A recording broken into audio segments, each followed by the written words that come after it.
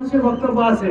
হ্যাঁ, তো যেহেতু সময় কম, স্মরণ সভা করা হবে এখন স্মরণ সভা করা হবে। সুমন ভাই বলছেন আরো অনেকে আপনাদের এটা মনের বাসনা। তো যাই হোক, আমি এই প্রতিষ্ঠানের আজকে 30 বছর, 96 সাল থেকে আসলে আমাদের স্যার বলছেন আমাদের একজন অভিভাবক, আমাদের অভিভাবক আমরা হারাইছি। আপনারা এখানে যারা উপস্থিত আছেন আপনারাই হচ্ছেন আমাদের অভিভাবক।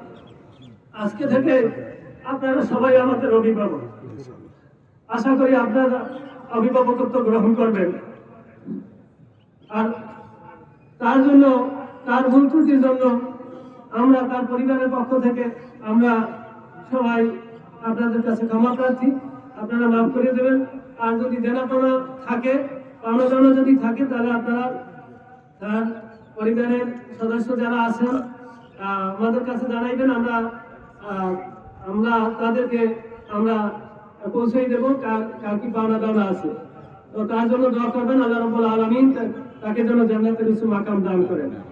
এখন তার পরিবারের পক্ষ থেকে তার আপন ভাগ্নিয়া আমানুল্লাহ কলেজের সাবেক অধ্যক্ষ জনাব মোহাম্মদ কাসির উদ্দিন জমাদ্দার সংক্ষিপ্ত কথা বলবেন।